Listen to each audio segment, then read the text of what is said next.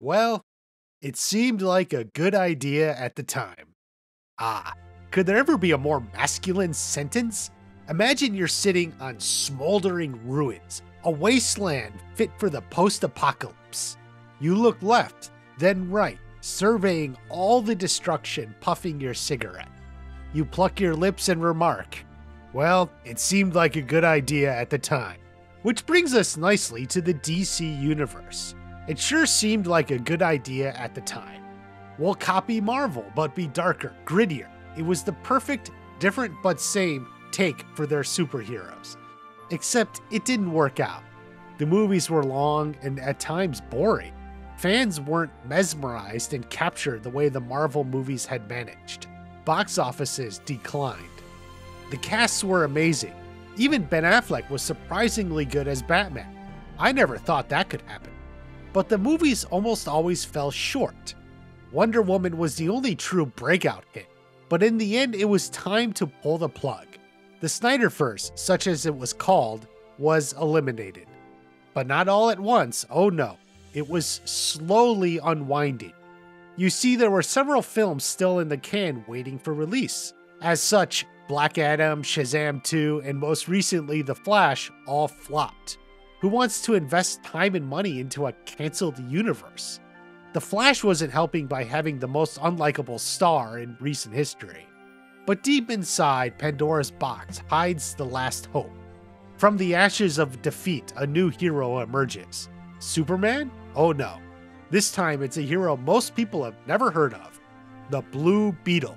And here we are, the first character, but not the first movie of James Gunn's new rebooted DC universe. Not that that makes a lot of sense, but whatever. It's a fresh start, and fresh starts is what this thing needs. The big question remains, will the massive tarnishing of the DC brand kneecap this film before it even releases? On paper, Blue Beetle is the answer they're looking for. A new character never before adapted, who's relatable and fun. Perhaps even more so, they struck gold with the casting. Xolo Maridueña is a much more immensely likable star than, well, their previous lead. But I'm also not here to mindlessly cheerlead. There's a long road of obstacles ahead, and it may prove to be too much for this film to handle. The first is audiences in general have just checked out of the DC. They thought The Flash was going to be a super hit, and it bombed spectacularly. Yeah, maybe Blue Beetle will be part of James Gunn's new DCU, but is this specific movie canon? They never actually clarified that, certainly not with those words. I get the impression that this movie will reference things from the Snyderverse, so it's like in a DC universe, but not the new DC universe, instead the canceled DC universe. So even if the character continues, this particular movie has no place in the upcoming universe. So why bother? Why invest in something that doesn't go anywhere?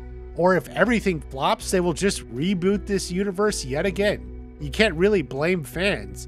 No one likes having their emotional investments tugged around like that. This especially happened when Henry Cavill announced he would be returning as Superman, only to get fired shortly after. And now just recently the same with Gal Gadot. She announced Wonder Woman 3 was in the works, only for anonymous officials at Warner Brothers to shit-can the whole idea. So much for that. So yeah, I was expecting fans to be hesitant to see this movie. They don't want to go through that again. Warren Buffett said reputation takes a lifetime to build and can be lost in a single moment. That's what happened with DC, and this film may be the victim of that lack of trust. Now the second challenge is derivative of its strength. This is a far lesser known superhero.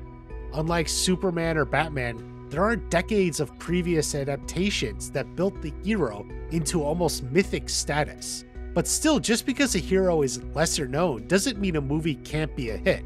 Marvel had a lot of success with lesser known heroes, such as Ant-Man and Guardians of the Galaxy, James Gunn's own specialty. But on the other hand, those movies were unique, especially Guardians.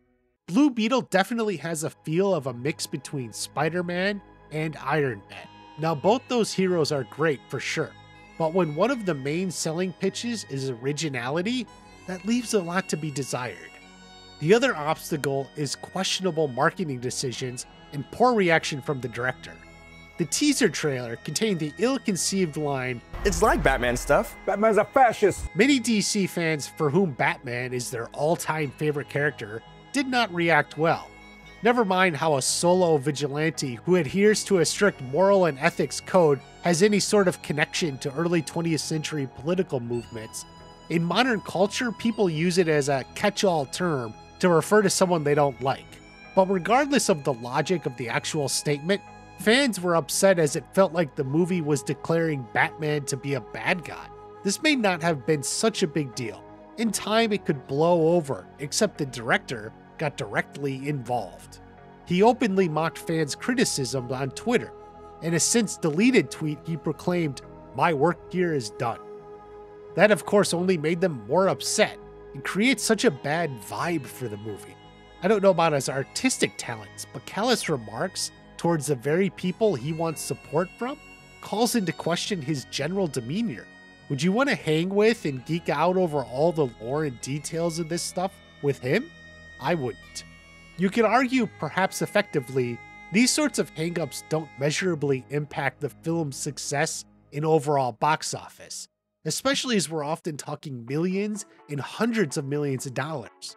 Smallish internet subcultures, even if they do consist of superfans, are still the minority, and it's always been questionable what sort of impact they have on the overall numbers, in either direction.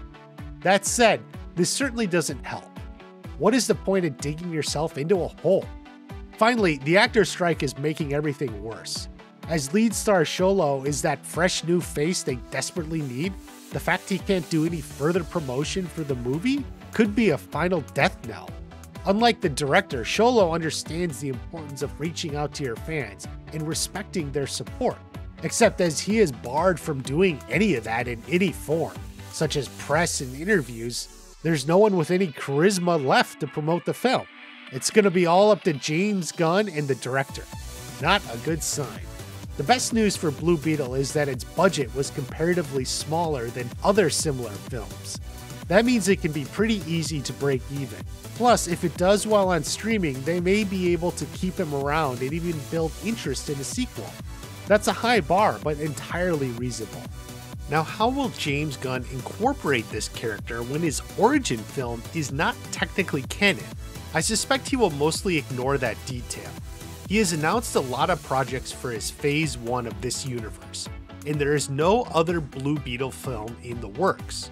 Probably Blue Beetle will show up on the side, sort of the way the other characters did in the Snyderverse. At least this time though, he'll have had his own film, so it's not entirely like a character showing up out of nowhere. There's still a long road to that, however. Either way, the die is now cast. All we can do is wait and see what comes. Have a great day. I'll see you at the next watch party.